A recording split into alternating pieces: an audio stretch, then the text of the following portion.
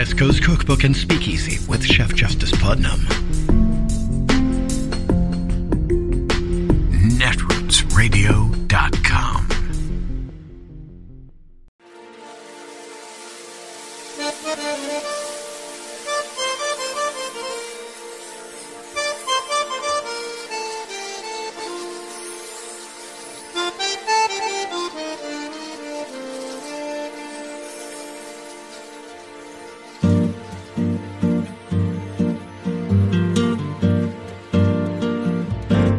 Je voudrais du soleil vert, des dentelles et des théières, des photos de bord de mer, dans mon jardin d'hiver.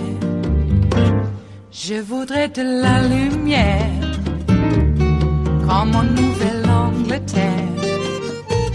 Je veux changer d'atmosphère, dans mon jardin d'hiver.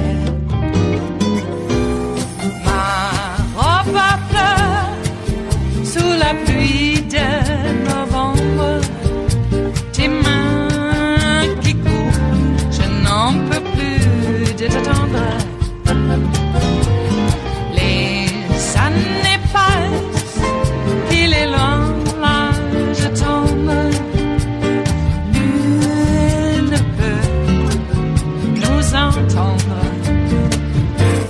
Je voudrais du Fred Astaire, revoir un latte. Glenn Kirchner is a former federal prosecutor, has been attending the Oath Keepers trial in person.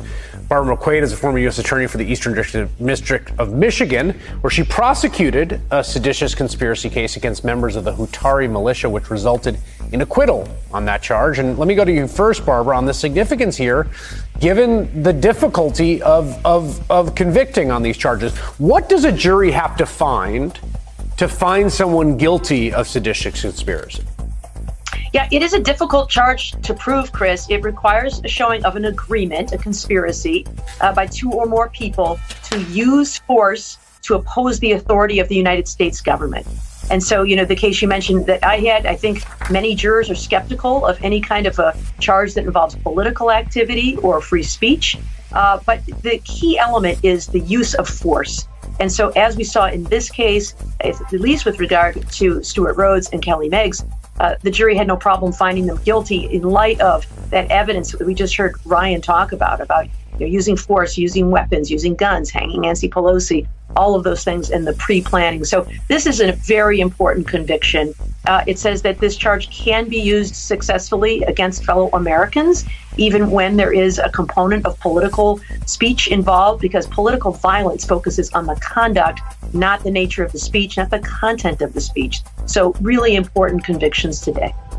Yeah, I mean, Glenn, one of the things that Rachel Maddow has pointed out in a conversation we had about her new podcast, which partly is about that seditious conspiracy trial back at the end of World War II, right, is that if you're trying someone for seditious conspiracy, by definition, the seditious conspiracy failed, right, because they weren't able to pull it off, and now they are in handcuffs.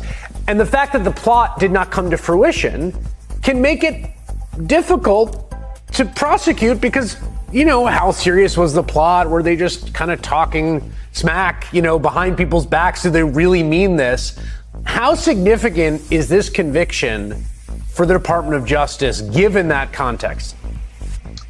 I think it's really significant, Chris, and I think the effect of these guilty verdicts will stiffen the spine of some and weaken the spine of others. I think it will stiffen the spine of the good, hardworking prosecutors at the Department of Justice who I think they may have felt like they were taking a chance on this one because this is not easy to prove.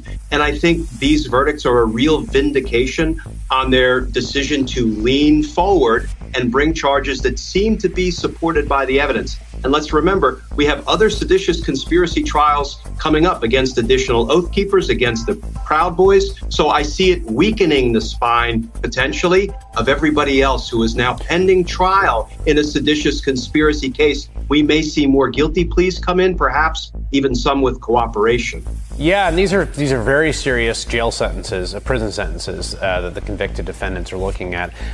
You mentioned the Proud Boys who are facing similar charges and a similar trial to this trial. That is still pending. pending. Glenn, let me just follow up, and then I'll come back to you, Barbara. As someone who watched a lot of this trial, did you find a distinction between the two individuals found guilty on these most serious charges and the three who weren't?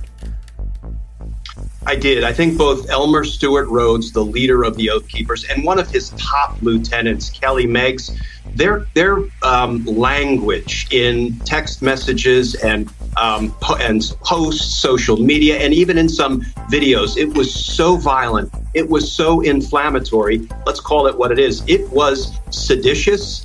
And the other defendants weren't quite as vocal or as enthusiastic. And I think it's important for people to recognize that co-conspirator liability can reach really far. A jury can hold all conspirators responsible for what just one conspirator does, but the jury doesn't have to reach that far if they don't want to. Based on my assessment of the evidence, they really did. It was a very thoughtful verdict. I can see why they returned the verdicts they did, and they reached only as far as they felt comfortable reaching.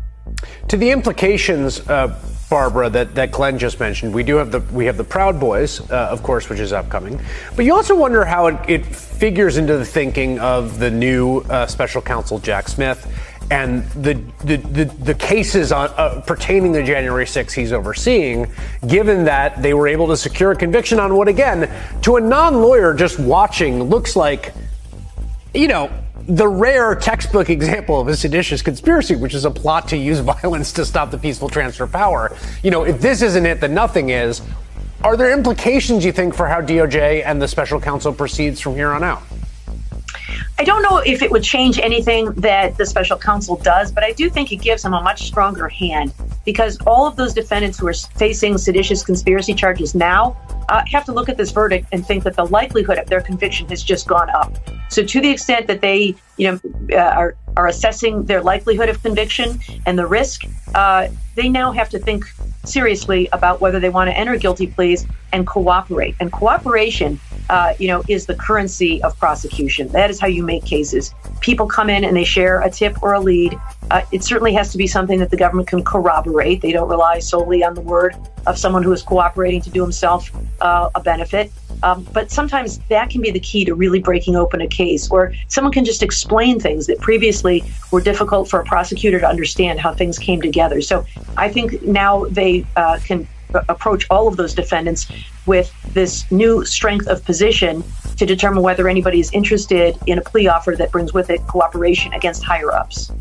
In terms of the repercussions for the individuals who are charged, Glenn, obviously Meggs and Rhodes face the most serious prison time, but there were convictions secured against all five of the co-defendants, and the other three will face the possibility of prison as well. Yeah, and I think the three lesser players, at least as reflected by the jury's verdicts, are still facing about 10 to 15 years in prison. But I really think it's the fact of the conviction more than the time they're facing that is the main and important takeaway from these verdicts. It is Wednesday, the 30th of November of 2022, and you are in West Coast Cookbook and Speakeasy. I am your chef de cuisine, Justice Putnam. Gunner the English Bulldog is our snoozing sous chef. And our daily special is Smothered Benedict Wednesdays. Will no one rid us of these meddlesome priests? And we put a plural on it here in this production of, Beckett's Lament, because it's, sort of like a sequel to Beckett anyway. But truly, it's a lovely velvety hollandaise sauce covered egg dish that we have named Smothered Benedict because, it's in honor to certain kinds of productions of the theatrical kind. Oh, indeed. Well, here we are on a Wednesday, the last day of November, by the way. And for the first time in, I think forever, we finally got someone convicted on seditious conspiracy to overthrow the United States of America. Okay. And this guy knows people. Did he know Ornato? Is that why Ornato got dragged in front of the Congressional Committee before they were on their way out, the J6 Committee? Because you don't know who's going to be Speaker of the House, but whoever it is, you know that J6 committee's work is done. So you might as well pack as much as you can before that peaceful transition of power transitions, because that's what we do. All right. Did you see the article about the Agape School? This is all connected. You'll see. The Agape School is this weird, there's no other way to put it. I call it Christo-fascist because I just love saying that. But it borders upon that. It's like any kind of Christian school where they indoctrinate the hell out of you. But in this particular one, they had they had a problem with kids and the clergy. Where have we heard that before? Anyway, they apparently have some sort of sway within GOP circles, which is also just a nice way of calling them, I don't know, goose-stepping fascists. We'll call them GOP. Oh, you mean the goose-stepping fascists?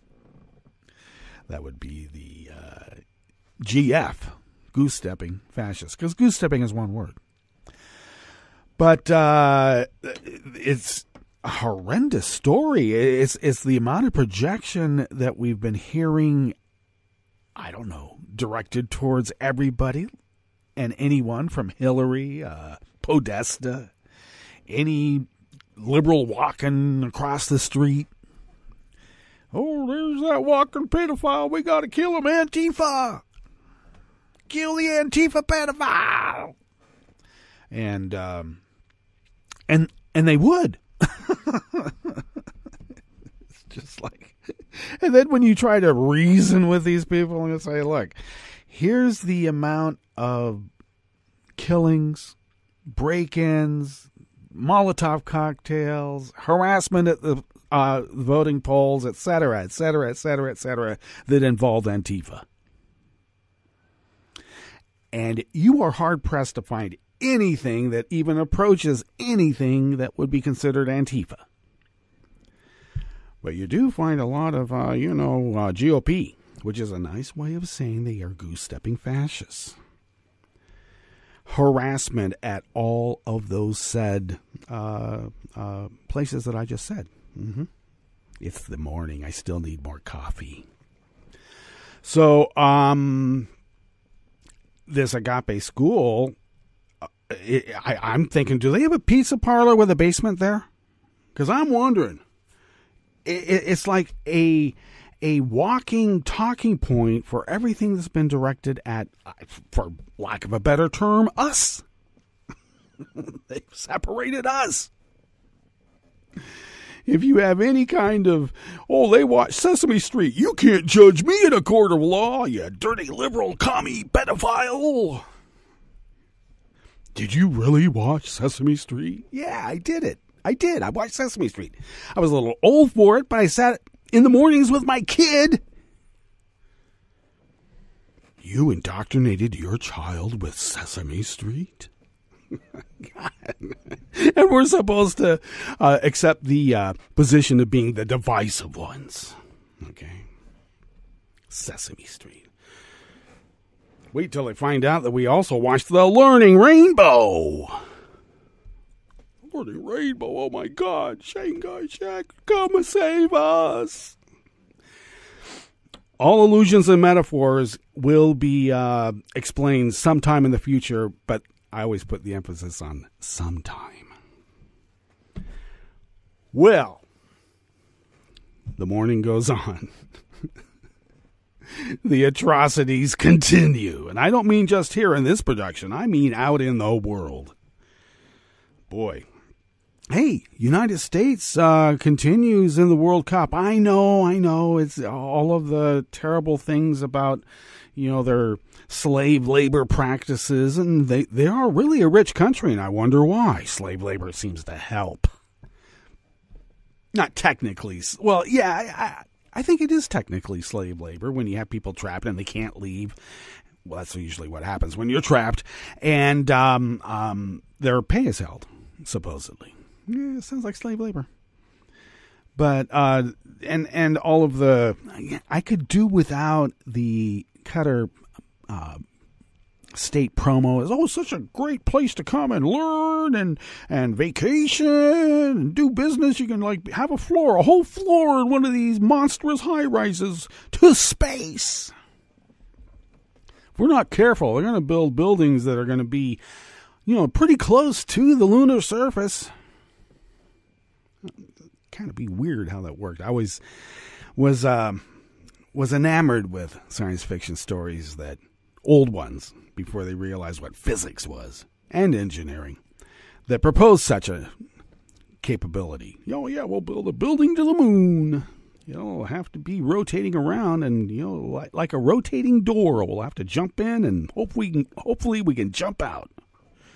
Otherwise, we're trapped endlessly. So far flung, isn't it? It's only the middle of the week. This is what the world has done to us. My God. Oh, hey, it's the Christmas season. Got to get the Christmas lights out. I'm getting. I have some solar types. Some way may have to be replaced. That's how it goes. But I think maybe since we are expecting, and we'll get into the weather later, you know how that goes. But we are expecting to have like some snow on the ground for the winter time. And it might be kind of nice to have some color, or, well, at least light, flickering ever so warmly on the frigid expanse. And why not? We just might be able to beat the fascists. I don't know, if not really at their game, but we might as well. Jeez. I'm telling you. There is no Christmas truce. I'm not singing Silent Night and O Tannenbaum. Merry Savage Christmas. Boy, the layoffs in the Bay Area are getting a little bit out of hand. Right before Christmas, looks like HP. I mean, old stalwart HP just shedded 900, 1,200 jobs. Whoop. I mean, it's kind of a lot. And there's some other shedding of employment, too, in other sectors. And I was wondering, knowing how big money in the fascist realm works, is this get back for how we voted? I mean, look what happened when we voted in Barack Obama twice. Do you think for a moment we would be experiencing any of this if we had not voted in Barack Obama twice? We let the killer bees out. Yeah, well, I say smoke them back. Do something. They're not going to get pacified, so we're going to have to use other measures, won't we? And I suppose if they're killer bees, it might have to be scattershot by definition. At least till you can herd them back into the hive. Contain them. I'm telling you. If we just build nice enough gated communities with the guard shacks pointed inwards, their elaborate fake lake with the elaborate fake marina to each little tiny townhouse condo, because it has to be a condo. That's the way they like it. And they have their own Botox clinics right there in the strip mall next to the fingernail polishing place, or I think it's, I don't know, fingernail artwork polishing place. And I don't know, maybe they got to have a Panda Express or two also, just because they want to feel exotic. They'll never know that they are being held until they can be re-educated. And I keep telling everybody, before you can re-educate someone, you have to educate them first. Because I got to tell you, these are the damn wettest people in the whole world. They don't even know the basics of how representative democracy works, or fair play. Boy, no wonder their kids grow up to be cheats at soccer and everything else. We can't lose at any expense. Oh, really? I thought it was an American thing to lose graciously and then come back and kick ass the next time. Jesus. What have we become? I don't know. What have we always been? I think we're just acting out about what we have always been, and that's the key to the understanding of the American way. All right. enough of today's sermon. What do we have in store for you in the curated part of the show? At the top, yes, the seditious conspiracy verdict in the Oath Keeper trial gives the Department of Justice a stronger hand in future cases. Okay, we'll see about that, because I got to tell you, it doesn't matter what the DOJ does. If you get a Trump judge, you just might have to flip a coin, because once again, a Democrat can't judge these people. Okay? You don't see how that works? Jack Smith, oh my God. His wife's mother-in-law's beautician's son, who goes on and on and on, is a commie. Somewhere along there, everybody's a commie. All right. Well, that's how they work. Well, how do we work here in West Coast Cookbook and Speakeasy in the Bistro Cafe part of said? Well, we continue on the menu, and it looks like Portland, Oregon settled a federal lawsuit over its police use of tear gas and other crowd control weapons. They call them devices, but they're weapons. A panel of 3 federal judges heard closing arguments on whether South Carolina's heavily gerrymandered U.S. congressional maps are legal. And when I say gerrymandered, I mean by the GOP, which is a nice way of saying goose-stepping, gerrymandering Nazis. And journalists with the Fort Worth Star-Telegram newspaper have continued their strike, claiming that parent company McClatchy has refused to bargain in good faith over a new contract. After the break, we move to the chef's table, where the head of the International Monetary Fund urged China to end its mass lockdowns. And a prominent Polish judge has been reinstated amid a standoff with the European Union over judicial independence. Poland doesn't want judicial independence, but it looks like they blinked. All that and more on West Coast Cookbook and Speakeasy. Bon appetit.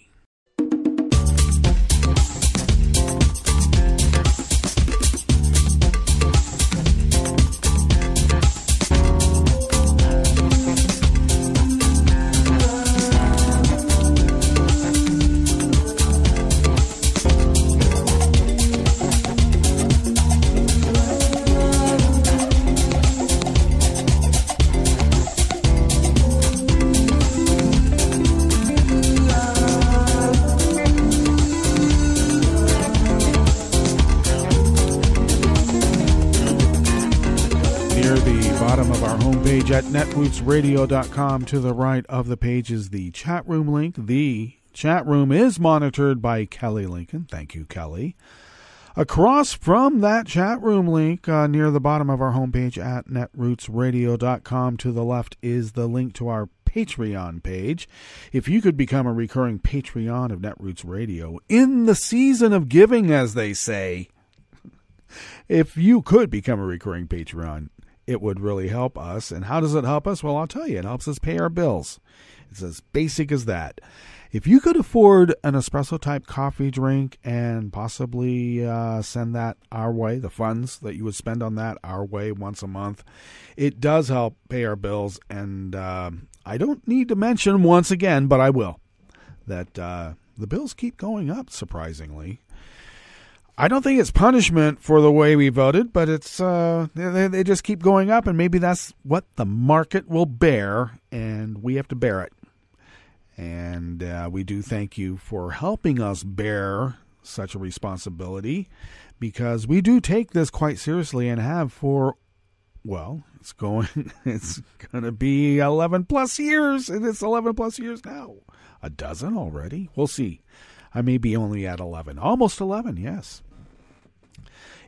Anyway, your generosity over these many years has helped us pay those bills, and we're somehow able to fly under the radar and continue this powerhouse of resistance against the dark forces arrayed against not only representative democracy in the great United States of America, but around the world, and we can't let them get away with it.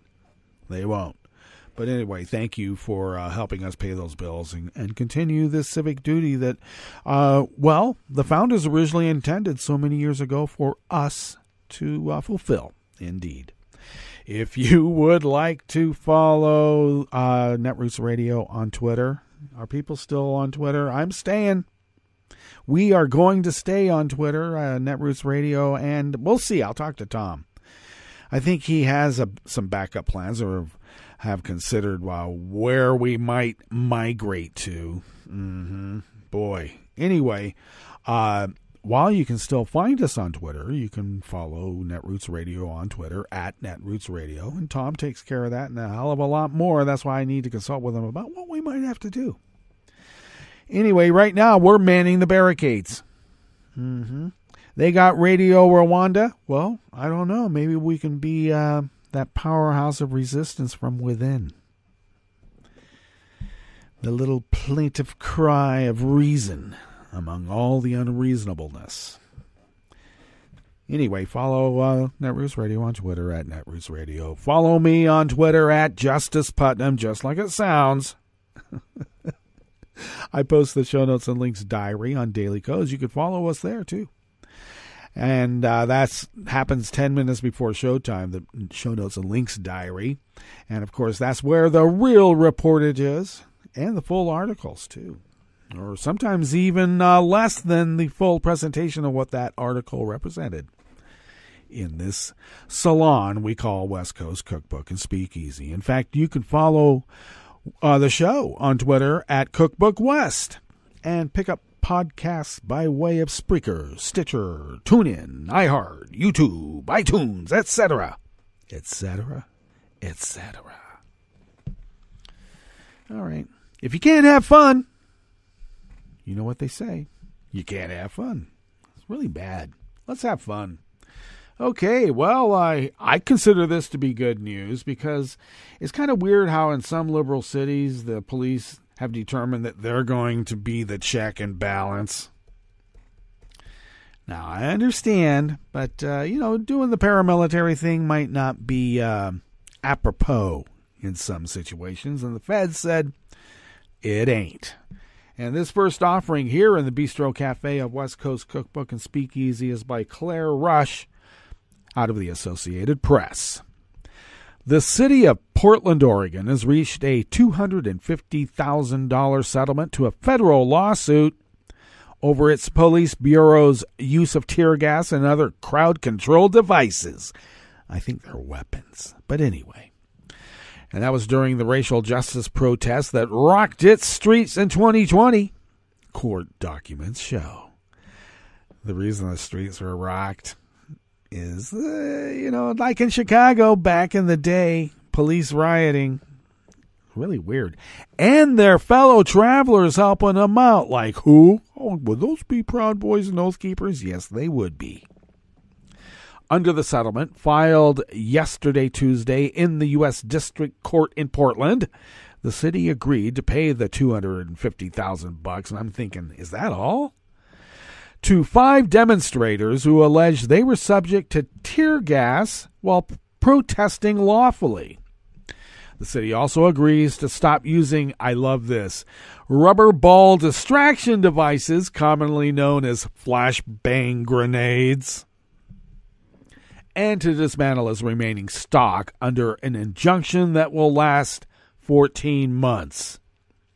While the plaintiff's ability to enforce the injunction will lapse after that time period, one of their attorneys, Juan Chavez, said he would be perplexed if the city reintroduced the devices.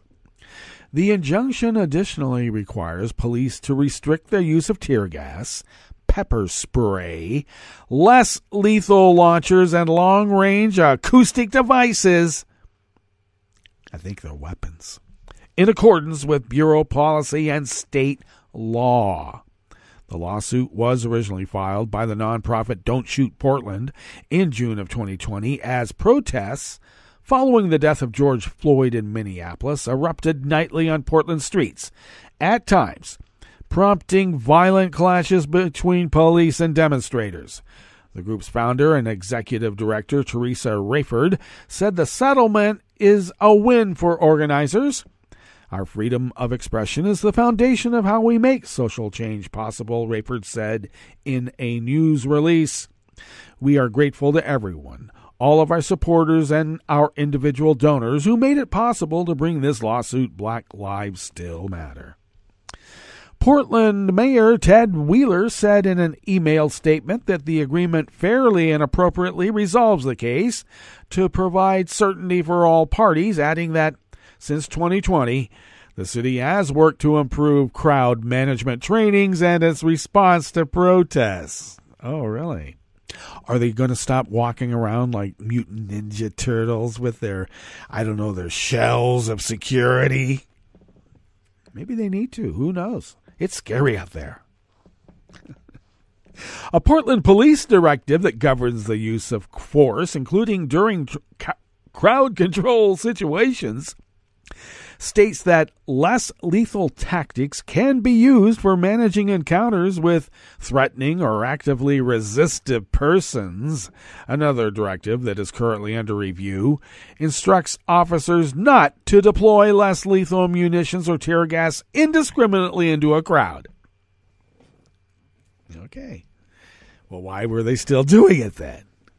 A bill passed by the legislature earlier this year limits police use of tear gas to specific scenarios, including when there is a risk of injury or death, when de-escalation efforts have been attempted but failed, and in the event of an objectively dangerous and unlawful situation.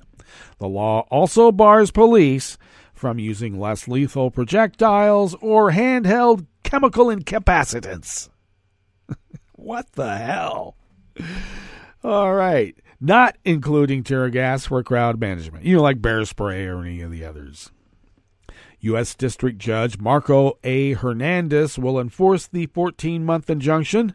Hernandez had previously found the city in contempt for violating a court order he issued in June of 2020 that prohibited police from using pepper spray and less lethal launchers against people engaged in passive resistance.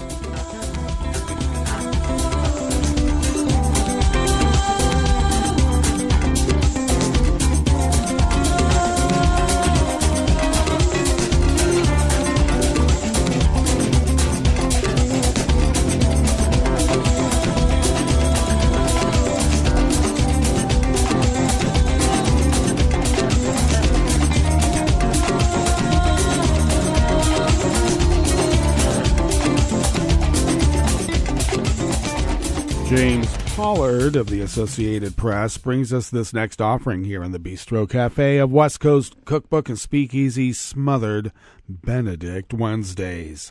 A trial to determine whether South Carolina's congressional maps are legal closed yesterday, Tuesday, with arguments over whether the state legislature diluted black voting power by remaking the boundaries of the only U.S. House district Democrats have flipped in more than 30 years.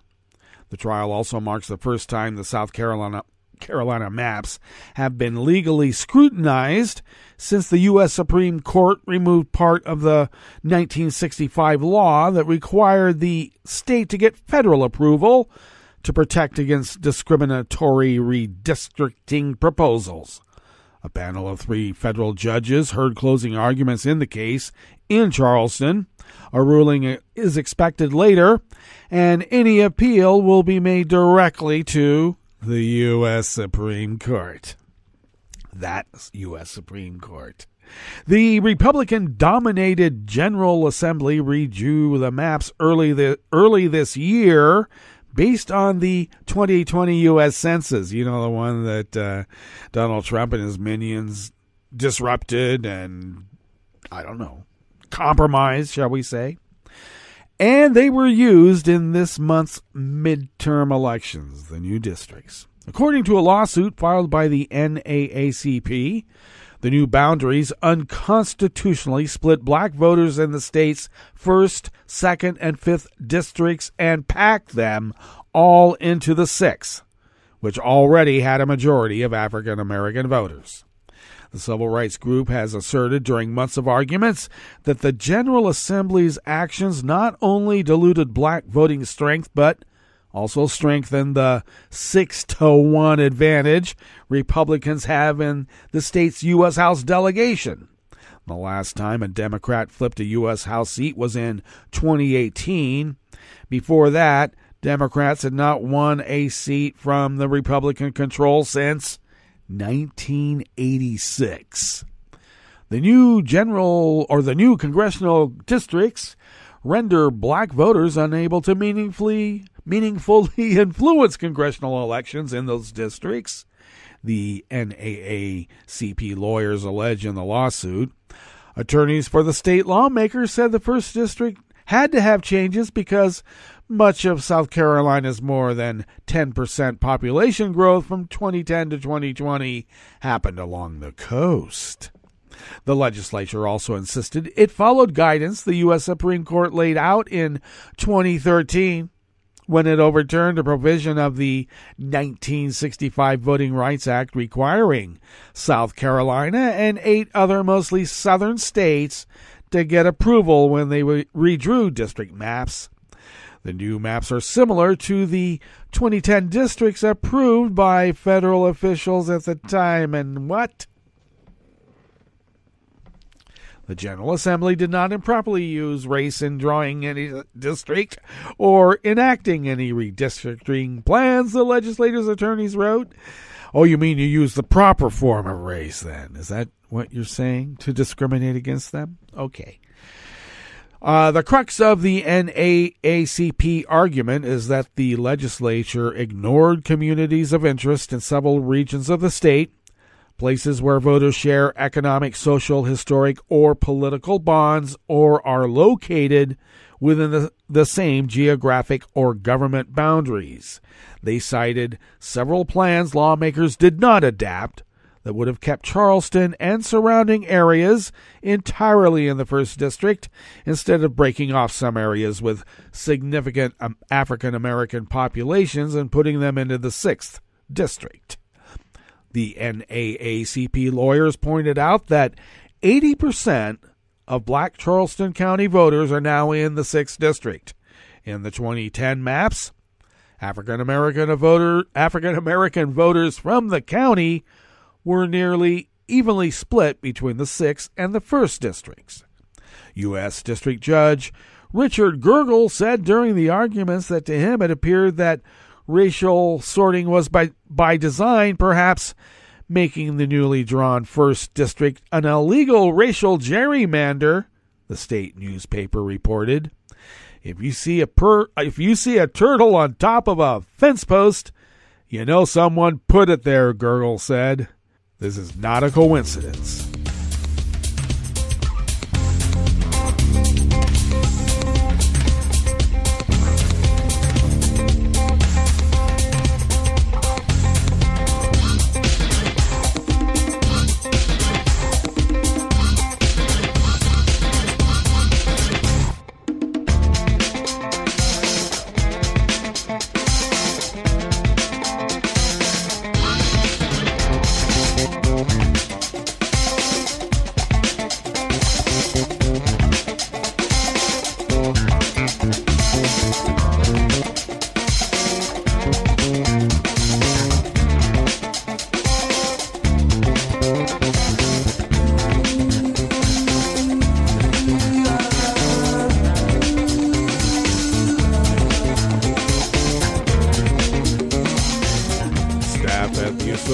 Press brings us this final offering here in the Bistro Cafe of West Coast Cookbook and Speakeasy. Journalists with the Fort Worth Star-Telegram newspaper continued their strike, claiming they've been pushed to the brink and that parent company McClatchy has refused to bargain in good faith over a new contract. Union workers with the Fort Worth News Guild announced the strike on Monday. The union said McClatchy, owned by hedge fund Chatham Asset Management, then revoked workers' health care benefits, said it would post their jobs online, and encouraged other workers to cross the picket line. Scab journalists. The union is seeking a minimum wage of $57,500 for workers living in Fort Worth. The News Guild alleges McClatchy countered with $45,000. Low wages, hostile working conditions, and a hemorrhaging industry have pushed journalists to the brink, including senior reporters with deep knowledge and connections in the community, the union said in the strike announcement on Monday. In a story published also on Monday, Star Telegram president and editor Steve Kaufman said the newspaper would continue covering the news that matters to Tarrant County and North Texans.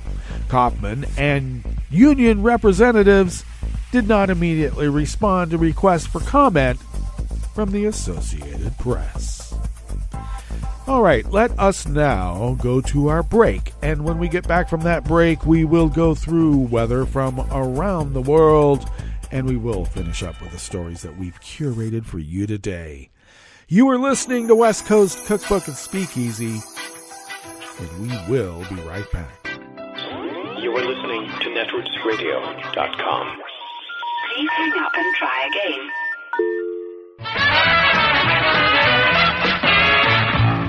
From a point at sea to the circles of your mind, a new force is at work for planetary transformation. New radio for a new Earth.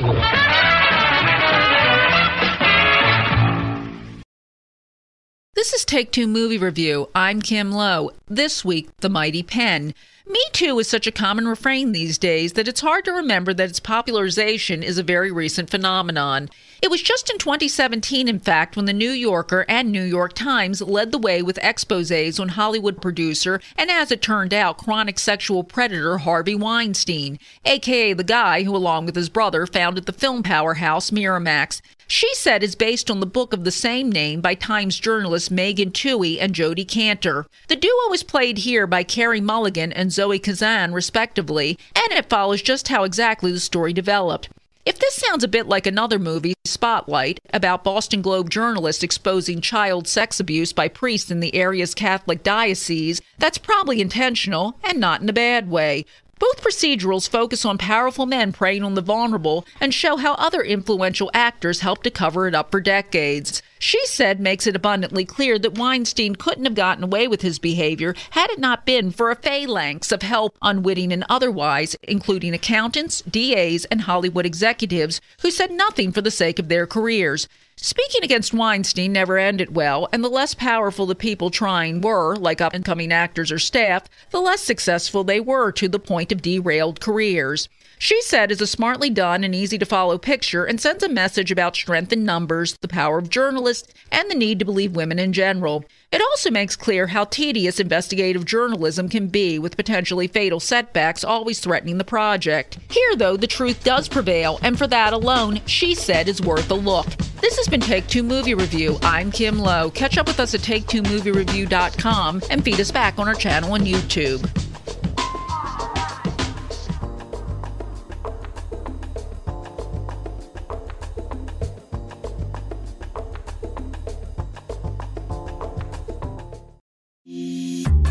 This program is presented by the Centers for Disease Control and Prevention. As fall turns to winter, the flu season will be upon us in force. The best way to avoid influenza is to get immunized. Everyone 6 months and older should be vaccinated. Those at increased risk for flu complications include children under the age of 5 and adults 65 and older, people with chronic health problems such as heart disease, asthma, and diabetes, and pregnant women. To get your annual flu vaccine, see your healthcare provider or go to a pharmacy, grocery store, or clinic in your area. If you get influenza, talk with your healthcare provider right away about antiviral medication. Thank you for joining us on A Minute of Health with CDC. For the most accurate health information, visit www.cdc.gov or call 1-800-CDC-INFO. This program is presented by the Centers for Disease Control and Prevention. Arthritis is common among veterans. Traumatic and overuse injuries during active duty are risk factors for developing arthritis. Fortunately, there are low-cost or no-cost strategies that can help veterans manage arthritis. Physical activity can reduce pain and improve function. It can also help improve mood and play a role in managing other chronic conditions, such as heart disease, diabetes, and obesity. You can do low-impact activities, such as walking, biking, swimming, and water aerobics, all good forms of exercise. Arthritis-specific classes can help you get started. Information on classes, exercise programs, and tools are available at cdc.gov/arthritis. These resources can help reduce pain and improve function. Learning self-management techniques can help all veterans become more active, improve their overall quality of life, and thrive. For the most accurate health information, visit cdc.gov or call 1-800-CDC-INFO. This is an important message from the U.S. Department of Health and Human Services. When it snows this winter, make sure you clear more than your driveway. Before you hit the road and before you get in the driver's seat, check to be sure that your vehicle's tailpipe is clear of snow. If the tailpipe is blocked, carbon monoxide, an odorless, colorless, and deadly gas produced by your engine can build up quickly inside your vehicle, poisoning anyone inside. To learn more, call 1-800-CDC-INFO. That's 1-800-232-4636. Hi, I'm Tom Hartman, and since you're listening to netrootsradio.com, show your progressive side and go to the donate button on the bottom of the homepage. It's progressives like you who power Netroots Radio and keep the progressive message beaming everywhere 24 hours a day. Just go to our donate button at the bottom of netrootsradio.com. Thank you for keeping progressive radio at full power.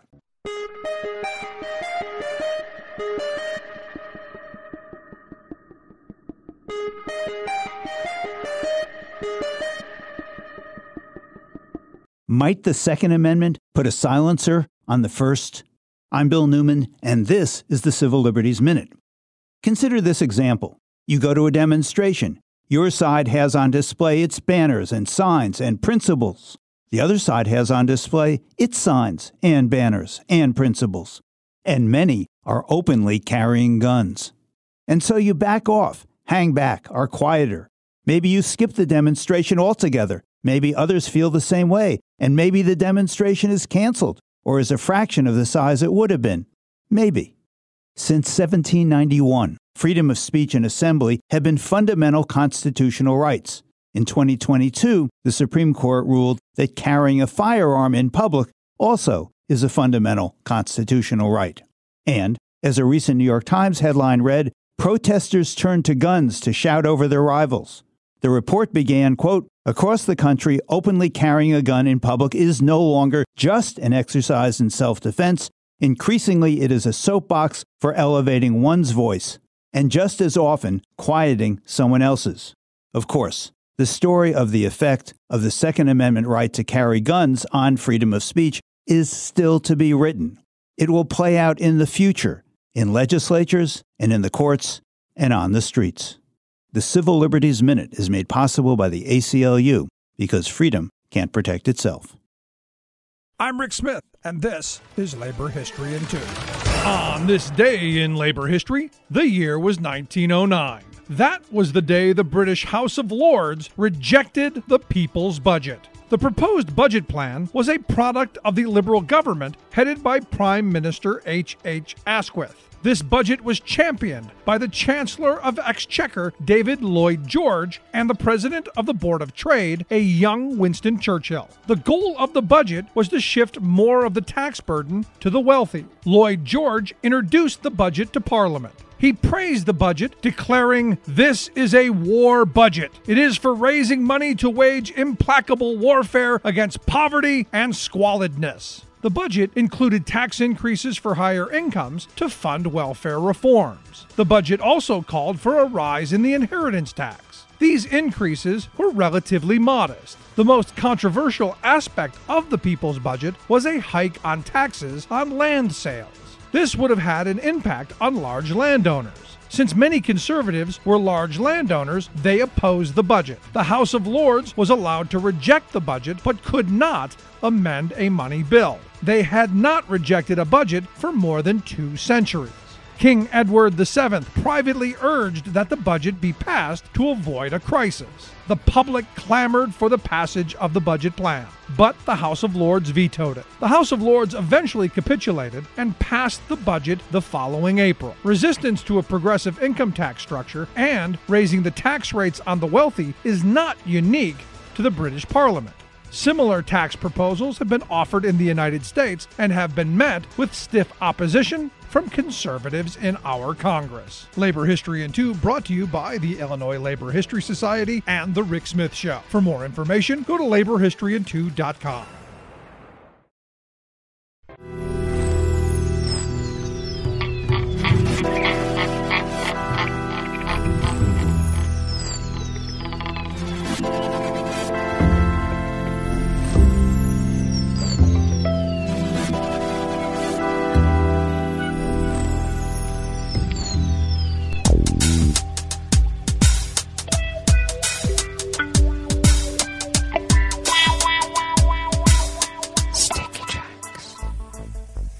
Thank you for accompanying us here to the chef's table at West Coast Cookbook Speakeasy, Smothered Benedict Wednesdays.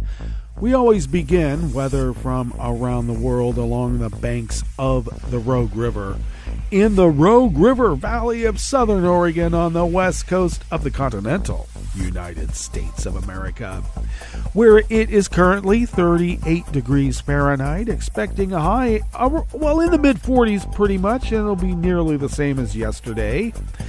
Cloudy conditions and with periods of rain, which we've had a bit already. Winds out of the south-southwest at 5 to 10 miles per hour. And it looks like we're going to be getting a half inch to 3/4 of an inch of rain today. And then evening rain will bring with it another 1/4 inch, followed by a mix of rain and snow showers overnight. Lows in the upper 20s, low 30s. Winds out of the southwest at 5 to 10 miles per hour. And then rain and snow tapering off in the morning tomorrow. Decreasing cloudiness in the afternoon. Highs in the upper 30s. Winds out of the southwest at 5 to 10 miles per hour. And it looks like between the rain and snow, we should have about a half inch of rain and snow. Well, we'll see how that goes.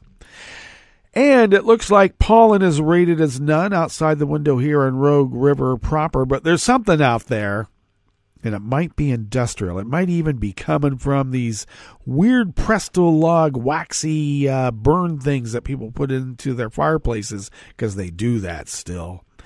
Because it's hurting my throat and causing my nose to run, and I am sneezing a bit from the irritant. But enough of me. The air quality is moderate at 60 parts per million, and that's because of all the wood smoke being burned. The daytime UV index, though, is in the low range at level 2. Barometric pressure is falling at 29.8 inches. Visibility is up to 9 miles. And relative humidity is at 100%. Weather from around the world is brought to you by a crowd of crowdsourced weather stations that a crowd crowdsources from around the world. London is 46 degrees and fair. Paris is 46 degrees and cloudy. Rome is 56 and fair. Kyiv is 26 and partly cloudy. Kabul is 42 and clear. Hong Kong is 63 and partly cloudy. Tokyo is 55 and mostly cloudy. Sydney, Australia is 63 and partly cloudy. San Francisco, California is 45 degrees and partly cloudy. And New York, New York is 55 degrees Fahrenheit with rain. And that is weather from around the world, brought to you by a crowd of crowdsourced weather stations that a crowd crowdsources from around the world.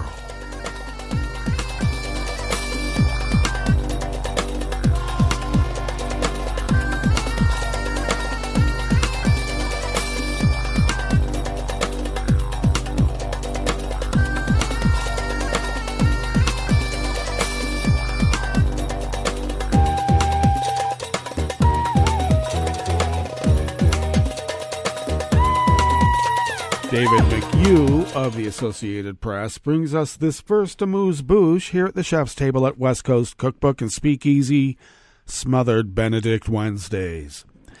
It is time for China to move away from massive lockdowns and toward a more targeted approach to COVID-19, the head of the International Monetary Fund said days after widespread protests broke out, a change that would ease the impact to a world economy already struggling with high inflation, an energy crisis, and disrupted food supply. IMF Managing Director Kristalina Georgieva urged a recalibration of China's tough zero-COVID approach aimed at isolating every case exactly because of the impact it has on both people and on the economy, she said. Georgieva made the comments in a wide-ranging interview yesterday, Tuesday, with the AP, in which she also cautioned it is too early for the U.S. Federal Reserve to back off on its interest rate increases and held out hope that an energy crisis driven by Russia's war in Ukraine will speed the push to renewables in Europe. She also called increasing hunger in developing countries the world's most significant solvable problem. In China, protests erupted over the weekend in several mainland cities and Hong Kong in the biggest show of public dissent in decades. Authorities have eased some controls but have showed no sign of backing off their larger strategy that has confined millions of people to their homes for months at a time. The Communist Party has taken steps in the direction Georgieva recommends, switching to isolating buildings or neighborhoods with infections instead of whole cities, and made other changes, it says, are aimed at reducing the human and economic cost. But a spike in infections since October has prompted local authorities, who are facing pressure from above, to impose quarantines and other restrictions that residents say are too extreme.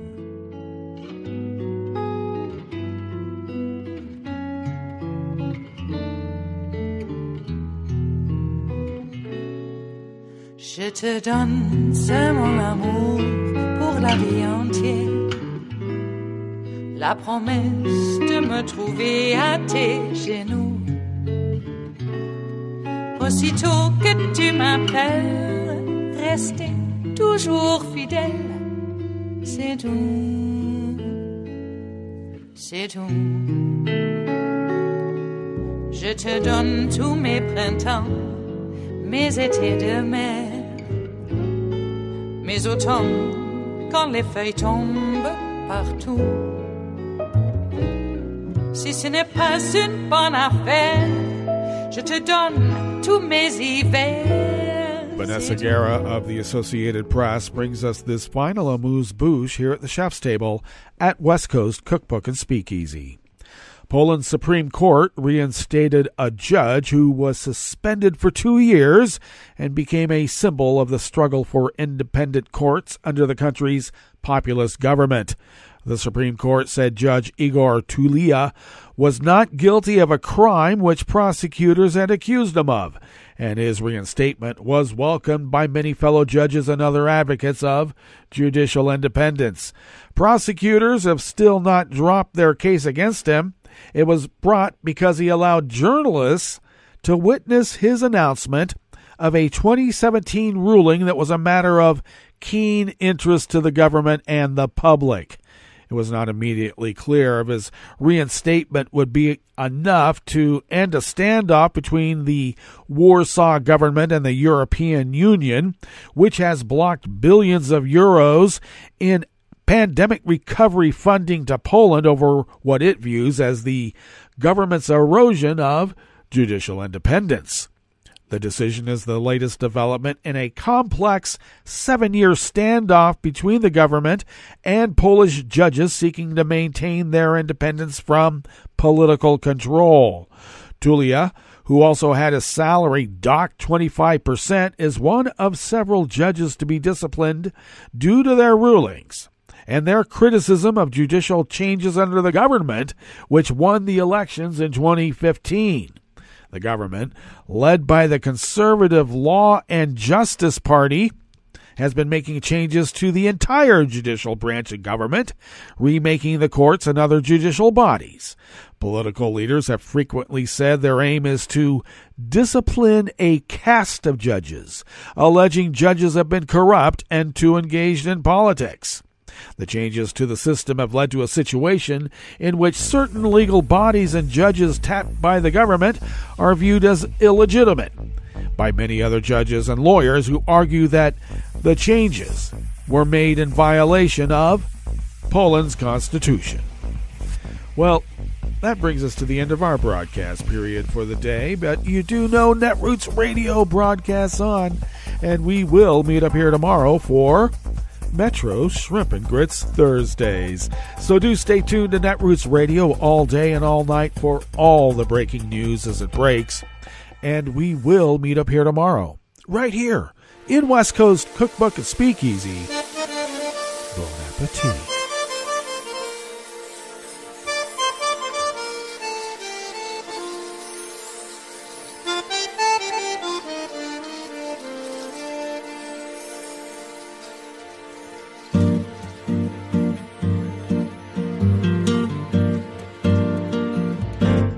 Je voudrais du soleil vert, des dentelles et des théières, des photos de bord de mer, dans mon jardin d'hiver.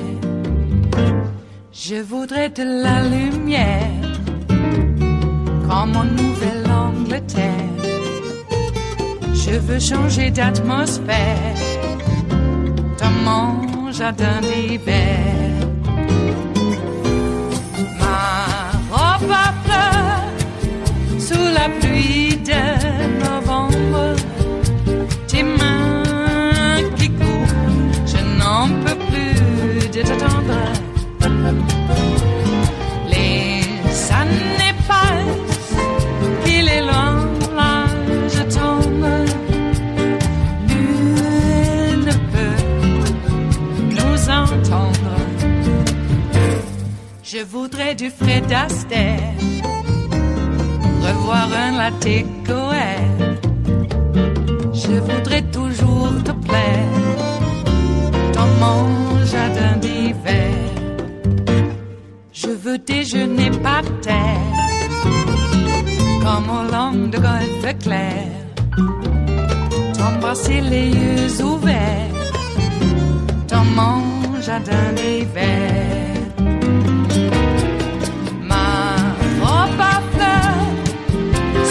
Pluie de novembre, tes mains qui courent, je n'en peux plus de t'attendre. Les années passent, il est loin, là je tombe. Nul ne peut nous entendre. Ba-da-da-dum-di-da-dum. Ba-da-da-dum-di-da-dum. Ba-da-da-dum-di-da-dum. Dans mon jardin d'hiver. Ba-da-da-dum-di-da-dum. Ba-da-da-dum-di-da-dum. Ba-da-da-dum-di-da-dum. Dans mon jardin d'hiver. Dans mon jardin d'hiver. Dans mon jardin d'hiver.